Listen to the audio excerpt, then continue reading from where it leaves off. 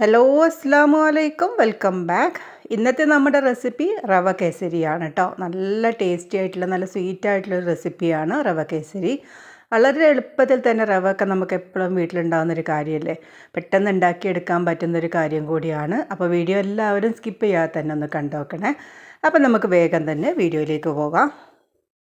അപ്പോൾ ആദ്യം തന്നെ ഞാനിതൊരു പാന് സ്റ്റൗവിലേക്ക് വെച്ച് കൊടുത്തിട്ടുണ്ട് കേട്ടോ. നമുക്ക് കുറച്ച് അണ്ടിപ്പരിപ്പും അതുപോലെ തന്നെ കിസ്മിസും ഒന്ന് റോസ്റ്റ് ചെയ്തെടുക്കണം.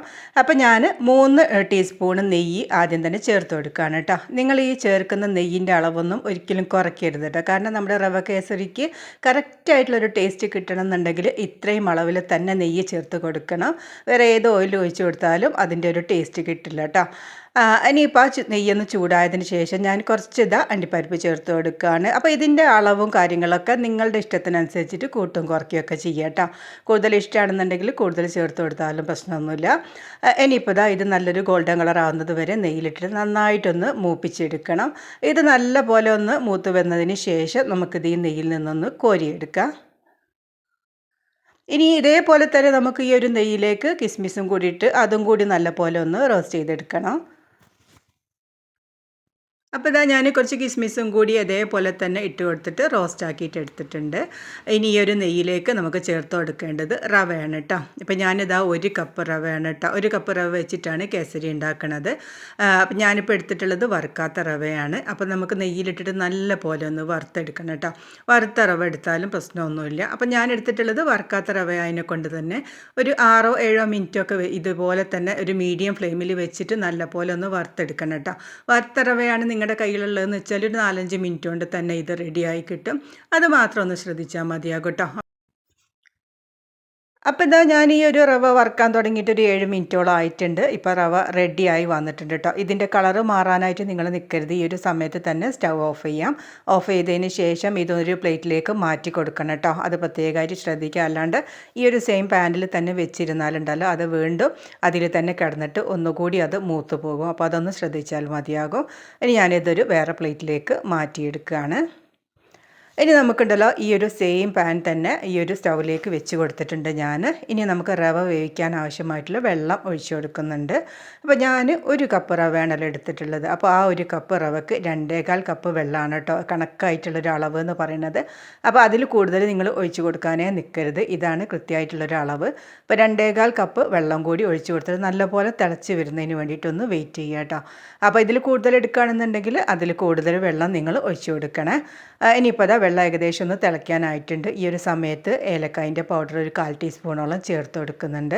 ഇനിയിപ്പോൾ ഞാൻ കുറച്ചൊരു എന്താ പറയുക യെല്ലോ ഫുഡ് കളർ കുറച്ച് വെള്ളത്തിലൊന്ന് ഒഴിച്ചിട്ട് കലക്കിയിട്ട് അതും കൂടി ഒഴിച്ച് കൊടുക്കുന്നുണ്ട് കേട്ടോ. ഇതിന് പകരമായിട്ട് നിങ്ങൾക്കുണ്ടല്ലോ കുങ്കുമപ്പൂ ഉണ്ടല്ലോ അത് ഒഴിച്ചു കൊടുത്താലും മതിയാകും.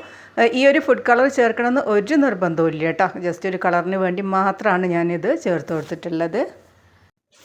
ഇനിയിപ്പോൾ വെള്ളം നല്ലപോലെ തിളച്ച് വന്നതിന് ശേഷം നമ്മൾ നേരത്തെ എടുത്ത് വെച്ചിട്ടുണ്ടായിരുന്ന റവ ഇല്ലേ, വറുത്ത റവ, അത് കുറേശ്ശെ ആയിട്ട് ചേർത്തിട്ട് ഇതുപോലെ മിക്സ് ചെയ്തിട്ട് അങ്ങനെ ചേർത്ത് കൊടുക്കുക കേട്ടോ. നിങ്ങൾ ഒറ്റ ടൈമിൽ തന്നെ പിന്നെ റവ ചേർത്ത് കൊടുക്കാൻ നിൽക്കരുത്, മൊത്തത്തിൽ കട്ടായി പോകും. അതുകൊണ്ട് തന്നെ കുറേശ്ശെ ചേർത്തതിന് ശേഷം ഇതുപോലെ ഇളക്കി കൊടുക്കുക. അതായത് നിങ്ങൾ ഈ ഒരു സമയത്തൊക്കെ മീഡിയം ഫ്ലെയിമിൽ വെച്ച് കൊടുക്കാനായിട്ട് ശ്രദ്ധിക്കുക. ഇനിയുണ്ടല്ലോ ഇതൊന്ന് തിളച്ച് വരുമ്പോൾ തന്നെ ഈ ഒരു വെള്ളമൊക്കെ നല്ല പോലെ ഈ ഒരു റവയിലേക്ക് അബ്സോർബ് ആയിട്ടുണ്ടാവും കേട്ടോ. അപ്പോൾ വെള്ളത്തിൻ്റെ കണക്കൊക്കെ നിങ്ങൾ പ്രത്യേകമായിട്ട് ശ്രദ്ധിക്കണം എന്ന് പറഞ്ഞത് അതുകൊണ്ടാണ്. ഇനി പിന്നെ ഏകദേശമൊക്കെ തിളച്ച് വന്നിട്ടുണ്ട്. നമ്മുടെ വെള്ളമൊക്കെ ഏകദേശമൊക്കെ ഒന്ന് വറ്റി വരുന്നൊരു രീതിയിലേക്ക് ആയി വന്നിട്ടുണ്ട്.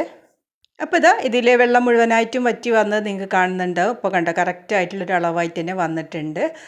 ഇനി ഇതിലേക്ക് നമുക്ക് ചേർത്ത് കൊടുക്കേണ്ടത് മധുരത്തിന് ആവശ്യമായിട്ടുള്ള പഞ്ചസാരയാണ് കേട്ടോ.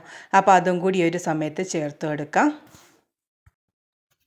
അപ്പോൾ ഞാൻ 1 കപ്പ് പഞ്ചസാരയാണ് കേട്ടോ ഇതിലേക്ക് ചേർത്ത് കൊടുക്കുന്നത്. അപ്പോൾ 1 കപ്പ് റവക്ക് 1 കപ്പ് പഞ്ചസാര എന്നുള്ള അളവിലാണ് നമ്മൾ എപ്പോഴും ചേർത്ത് കൊടുക്കേണ്ടത്. കാരണം ഒരുപാട് മധുരവും ആവില്ല, എന്നാലും നമുക്ക് കേസരിക്ക് ആവശ്യമായിട്ടുള്ള മധുരം ഉണ്ടാവും കേട്ടോ.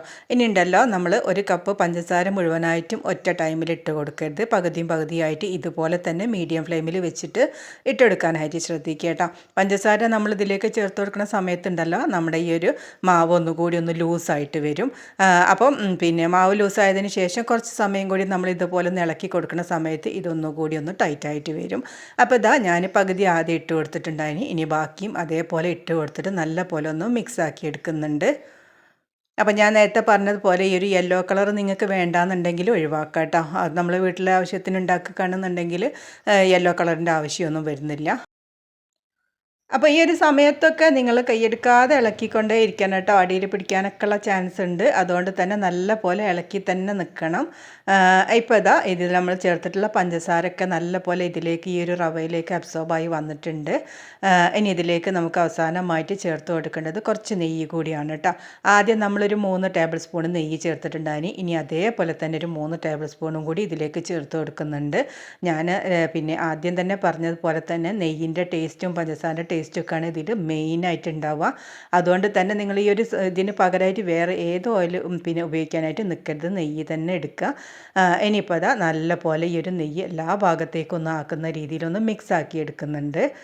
നല്ല ടേസ്റ്റാണ് കേട്ടോ ഈ ഒരു പിന്നെ കേസരി കഴിക്കാൻ വേണ്ടിയിട്ട്. ചിലരൊക്കെ ഉണ്ടല്ലോ ഇതിന് വെള്ളത്തിന് പകരമായിട്ട് ഇതിലേക്ക് പാല് ചേർത്ത് കൊടുക്കാറുണ്ട്. പക്ഷേ ഇതിൻ്റെ കറക്റ്റായിട്ടുള്ളൊരു മേക്കിംഗ് എന്ന് പറയുമ്പോൾ അതിൽ പാല് ചേർത്തിട്ടല്ല കേട്ടോ ഉണ്ടാക്കുന്നത്. നമ്മൾ ഈ ഒരു രീതിയിൽ തന്നെയാണ് ഉണ്ടാക്കിയെടുക്കുന്നത്. ഇനിയിപ്പോൾ ഇതാ നേരത്തെ നമ്മൾ വറുത്ത് വെച്ചിട്ടുണ്ടായതിന് അണ്ടിപ്പരിപ്പും കിസ്മിസും ഒക്കെ ഞാൻ ഇതിലേക്ക് ചേർത്തിട്ട് നല്ല പോലെ ഒന്ന് മിക്സ് ആക്കി എടുത്തു കഴിഞ്ഞാൽ നമ്മൾ നല്ല ടേസ്റ്റി ആയിട്ടുള്ള കേസരി റെഡി ആയിട്ടുണ്ട്.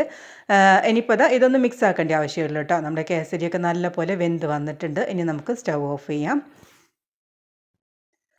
ഇനി വേറെ പണിയൊന്നുമില്ല. നമുക്ക് നല്ലൊരു ബൗളിലേക്ക് ഇത് ചൂടോട് കൂടി തന്നെ വെച്ചിട്ടൊന്ന് സെറ്റ് ചെയ്തെടുക്കട്ടോ. ചൂടോട് കൂടി തന്നെ ഏത് പിന്നെ മോൾഡിലേക്കാണോ അത് ഗ്ലാസ്സോ ഏതിലേക്കായാലും നിങ്ങൾ വെച്ച് കൊടുക്കുകയാണെന്നുണ്ടെങ്കിൽ ആ ഒരു പാത്രത്തിൻ്റെ അതേ ഷേപ്പിൽ തന്നെ നമുക്ക് കേസരി കിട്ടും. കാണാനൊരു ഭംഗിക്ക് വേണ്ടിയിട്ടാണ് കേട്ടോ, അല്ലാതെ പ്രത്യേകിച്ചൊരു കാര്യമൊന്നുമില്ല.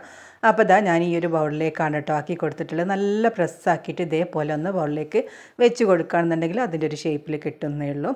അപ്പോൾ ഇന്നത്തെ ഒരു റെസിപ്പി നിങ്ങൾക്കെല്ലാവർക്കും ഇഷ്ടമായിട്ടുണ്ടാകുമെന്ന് വിശ്വസിക്കുകയാണ്. ഇഷ്ടമായിക്കണമെന്നുണ്ടെങ്കിൽ തീർച്ചയായിട്ടും ലൈക്ക് ചെയ്യുക, ഷെയർ ചെയ്യുക, സബ്സ്ക്രൈബ് ചെയ്യുക. ഈ ഒരു റെസിപ്പി നിങ്ങൾ വീട്ടിലുണ്ടാക്കി നോക്കിയിട്ടില്ല എന്നുണ്ടെങ്കിൽ തീർച്ചയായിട്ടും ഒന്ന് ഉണ്ടാക്കി നോക്കുക. എന്നിട്ട് അതിൻ്റെ ഫീഡ്ബാക്ക് അറിയിക്കാൻ മറക്കരുത്. അപ്പോൾ ഇൻഷാ അല്ലാഹ് അടുത്ത് തന്നെ നല്ല അടിപൊളി ഒരു റെസിപ്പി വീഡിയോ ആയിട്ട് വരാം. അതുവരേക്കും എല്ലാവർക്കും അസ്സലാമു അലൈക്കും.